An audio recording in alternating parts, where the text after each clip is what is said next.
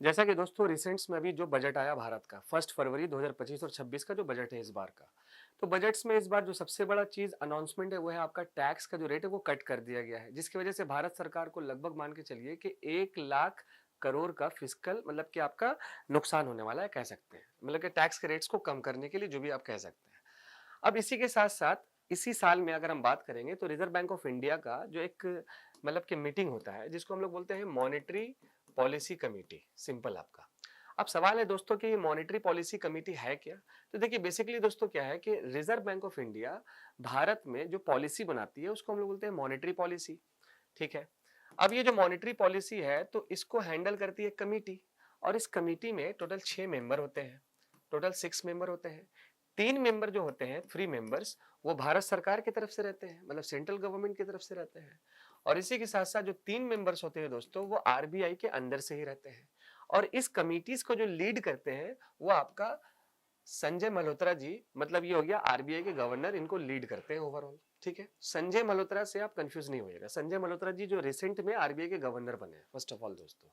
अब ये जो 6 मेंबर है मॉनेटरी पॉलिसी कमेटी में, जिसका मीटिंग होता है, और ये लगभग जो मीटिंग है साल में 6 मरतबा होता है। साल में 6 मरतबा का मतलब हर 2 महीने में इसका मीटिंग हो जाता है। और इसी मीटिंग में दोस्तों क्या होता है कि हमको इन्फ्लेशन के रिगार्डिंग, भारत के डेवलपमेंट, भारत का इकोनॉमिकल ग्रोथ, इंपोर्ट एक्सपोर्ट, और इसके साथ साथ आरबीआई जिस रेट ऑफ इंटरेस्ट पे बैंकों को लोन देती है वो रेट का जो है डिसीजन भी इसी मीटिंग्स में होता है। अब सिंपल सा बात यह है दोस्तों कि अगर हम मान के चलिए कि रिजर्व बैंक ऑफ इंडिया है और आरबीआई को अगर किसी भी बैंकों को मान लीजिए लोन देना है, तो वो जो लोन देती है ना किसी भी बैंकों को, तो उसका एक रेट ऑफ इंटरेस्ट होता है। तो उसी रेट ऑफ इंटरेस्ट को हम लोग बोलते हैं रेपो रेट। उसी रेट ऑफ इंटरेस्ट को क्या बोलते हैं हम लोग? Repo rate. अब जो रेपो रेट है, इस बार का जो मीटिंग हुआ 5, 6 और 7 फरवरी को, तो रेपो रेट में क्या किया गया है कि लगभग 5 सालों के बाद हम कह सकते हैं कि रेपो रेट में जो है ना डिक्रीमेंट हुआ है, यानी कि डिक्रीज किया गया है। और डिक्रीज भी कितना किया गया है दोस्तों? तो डिक्रीज की अगर हम बात करेंगे तो आप मान के चलिए कि जो डिक्रीज है वो आपका 0.25 है बीपीएस। ठीक, यानी कि मान के आप चलिए कि 0.25% हो गया। तो करंट में रेपो रेट कितना था? तो करंट में जो रेपो रेट था वो 6.5% था, सिंपल आपका। और अभी रिसेंट्स में रेपो रेट कितना हो गया है? तो रिसेंट में रेपो रेट हो गया 6.25%। अब ये जो रेपो रेट होता क्या है? तो मैंने आपको सिंपल बताया कि रेपो रेट वो रेट है जिसमें आरबीआई किसी भी पार्टिकुलर बैंकों को लोन देती है, और फिर वही बैंक फिर इन कस्टमर्स को भी लोन देते हैं। तो सिंपल सी बात है कि रेपो रेट अगर कम होगा तो जो पार्टिकुलर जो बैंक है वो भी आरबीआई से लोन कम पैसे में उठाएगी, इंटरेस्ट रेट कम उठाएगी। और फिर वही पार्टिकुलर जो आपका बैंक है, मान लीजिए एसबीआई है या कोई भी बैंक है, तो वो पार्टिकुलर जो बैंक है कस्टमर को भी लोन जो देगी वो क्या देगी? रेट ऑफ इंटरेस्ट उसका कम होगा। तो यहाँ पर दो चीजें हो गया। पहला तो एक तो टैक्स का जो रेट है इनकम टैक्स वो कट हो गया, दूसरा रेपो रेट कट हो गया। तो इन दोनों कंडीशन में दोस्तों क्या हुआ कि जो लोग हैं, हम और आप हैं, पीपल्स है, उनके पास पैसा ज्यादा से ज्यादा जाएगा। तो सरकार से जब पूछा गया कि ये जो टैक्स का रेट कम हुआ है और लोगों के पास जब ज्यादा पैसा जाएगा, तो हो सकता है कि मेरे और आपके पास जब ज्यादा पैसा आएगा तो हम इन्वेस्टमेंट ज्यादा करेंगे। और हमारी जो इकोनॉमी है देश की वो एक्चुअल में डोमेस्टिक कंजम्पशन पे चलता है, कंज्यूम करने पे चलता है ओवरऑल। और इधर देखिए 4 दिनों के बाद आरबीआई ने अपने मॉनेटरी पॉलिसी के रिगार्डिंग रेपो रेट को भी कम कर दिया। तो इनफैक्ट अब यहाँ पर रेपो रेट भी कम हो गया और साथ साथ टैक्स का रेट भी कम हो गया। तो दोनों कंडीशन में पब्लिक के पास जब ज्यादा पैसा जाएगा तो एक विषय और हो सकता है कि चलो ठीक है पैसा तो ज्यादा जाएगा, इन्वेस्टमेंट हम करेंगे बहुत ज्यादा, मतलब डिमांड्स को हम बढ़ा देंगे, बट सप्लाई साइड भी अच्छे से हो जाना चाहिए। अब आपको मालूम है दोस्तों कि थोड़ा बहुत हम लोग मैन्युफैक्चरिंग में पीछे चलते हैं। तो अगर मान लीजिए सप्लाई साइड नहीं बढ़ता है, मान के चलिए, तो हो सकता है फिर से इन्फ्लेशन आ जाएगा। तो ये कंडीशन आपको रखना है। बट सवाल ये दोस्तों यहाँ पर कि ये जो रेपो रेट कम हुआ तो क्या इससे आपका जो होम लोन है या फिर पर्सनल लोन है या फिर ईएमआई जो हम लोग पे करते हैं वहां पर कुछ बदलाव होगा? तो चलिए उन चीजों को थोड़ा देख लेते हैं, क्योंकि इससे पहले जो गवर्नर थे आरबीआई के वो शक्तिकांत दास जी थे, और लगभग उनके जाने के ही बाद पहली मर्तबा संजय मल्होत्रा जी ने जो मीटिंग लिया तो इसमें रेपो रेट को कम कर दिया और वो 0.25% हो गया है। तो क्या इस डिसीजन से लोगों के पास पैसा जब आएगा तो इकोनॉमी को बूस्ट मिलेगा, या फिर साथ साथ हो सकता है बाद में इन्फ्लेशन भी आएगा? तो उन्हीं चीजों को थोड़ा बहुत समझते हैं। और सबसे इंपॉर्टेंट ईएमआई पे क्या इम्पैक्ट पड़ेगा, लाइक आपका जो लोन उनका जो रेट होता है उस पे क्या इम्पैक्ट पड़ेगा दोस्तों। तो पहले थोड़ा समझ लेते हैं हम लोग दोस्तों कि आपका कि साल 2020 से लेके 25 के बीच में जो भी रेपो रेट का ट्रेंडिंग था वो कैसे-कैसे चला। देखिए करंट में जो फरवरी है 2025 का, तो यहाँ पर जो रेपो रेट है वो 6.25% है जो मैंने आपको बताया। इसके साथ-साथ अगर हम दिसंबर की बात करें, सितंबर, जून, फरवरी, दिसंबर, देन सितंबर, ऐसे अलग-अलग लेवल्स में मीटिंग हुआ है। और जितना भी आप ट्रेंडिंग देखिएगा तो आप यहाँ पर देखिए, यहाँ से उठाइए आप, यहाँ से उठते-उठते जाएगा तो लगातार आप ये वाला पार्ट आप देखिएगा दोस्तों, 6.25%। यहाँ से पीछे मुड़ के नहीं देखा गया, यहाँ से देखिए उठते ही गया है। लगभग ये कंप्लीटली आप अगर हम बात करेंगे तो 4 मीटिंग जब हुआ तो चारों मीटिंग में कंप्लीटली एक ही रेट ऑफ इंटरेस्ट रखा गया, वो था 6.50% यानी कि 5%। बट अभी रिसेंट में जो आपका हुआ वहां पर ये बदला है। अब यहाँ से 6.25% है तो लोगों के पास पैसा आएगा, लोग इन्वेस्टमेंट करेंगे। अब आगे देखिए इसमें होता क्या है।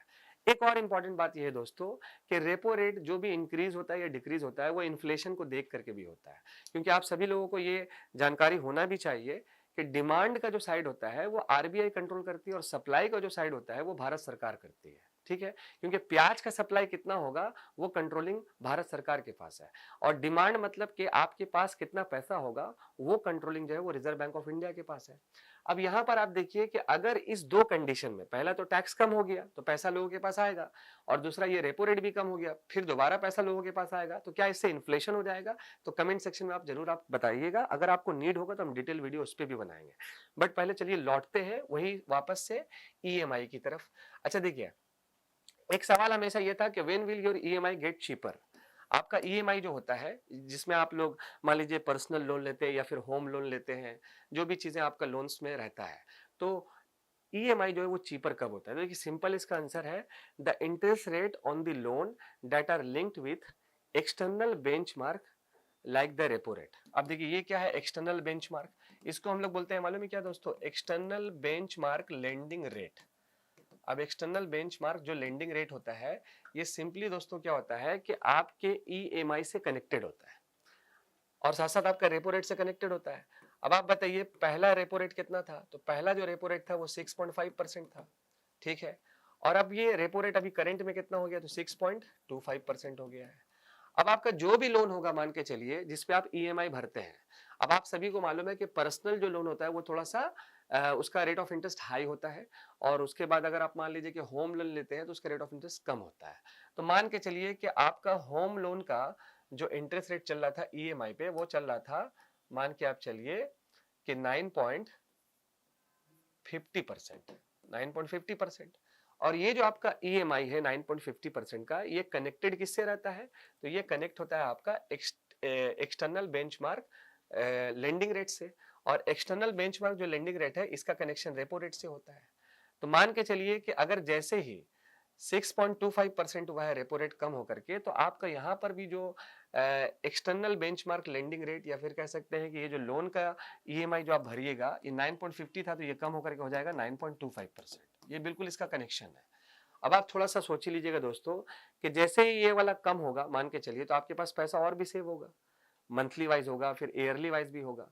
तो इस हिसाब से क्या हुआ दोस्तों कि आपके पास जितना भी ज्यादा पैसा सेविंग्स होगा तो हो सकता है मे बी आप फिर वंस अगेन इन्वेस्टमेंट कीजिएगा, है ना।